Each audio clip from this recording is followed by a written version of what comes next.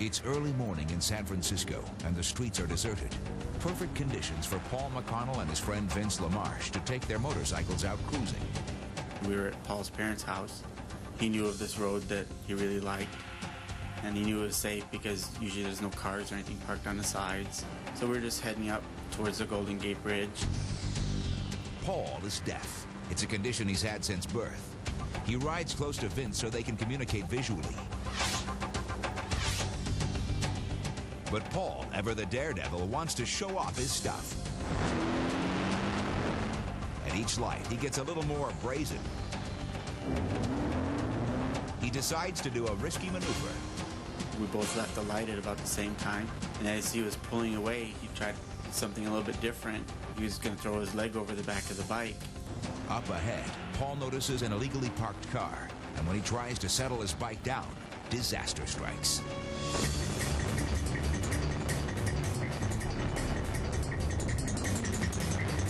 The brutal collision whips Paul's body into the middle of the road.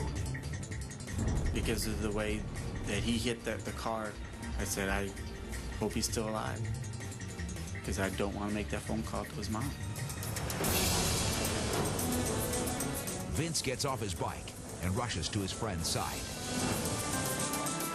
I was running back to him, thinking to myself, you know, there might be a chance that he hasn't made it. And, you know, I was trying to prepare myself for that.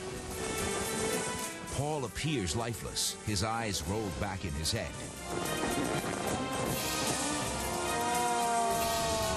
But a deep guttural moan lets Vince know his friend is still alive. Vince takes off his helmet cam and lays it on the ground. Passers-by move in to help. One of them dials 911. But Paul is fading fast, his vitals growing weaker by the second. Vince realizes that his buddy is slipping away. He pages Paul's family as well as Paul's girlfriend, Shannon Taffy, to meet them at the hospital. I went into the room where he was in and saw him laying there, just looking in a lot of pain, not moving.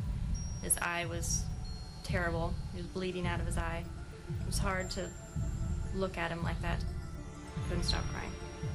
Just so scared, not knowing what was going on. After several long hours, Paul pulls through and tells his remarkable tale of survival. Shannon interprets.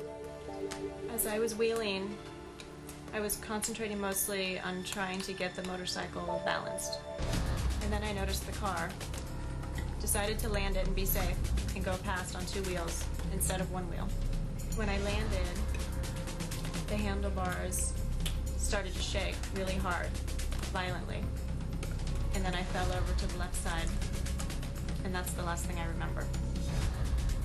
I had both of my hands broken, my orbitals broken, my nose was broken, my ribs were broken too. And since I'm deaf, I use my hands to communicate, to write or to sign, and also my eyes to read. And I couldn't really see because of what happened to my left eye. It was not a good day for me.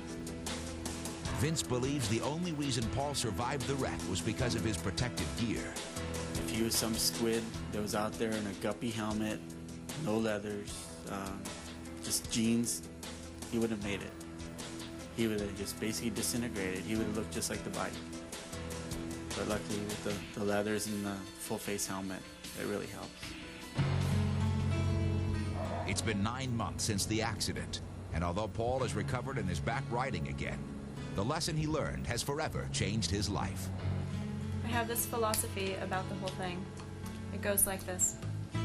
To be old and wise, you have to be young and stupid first.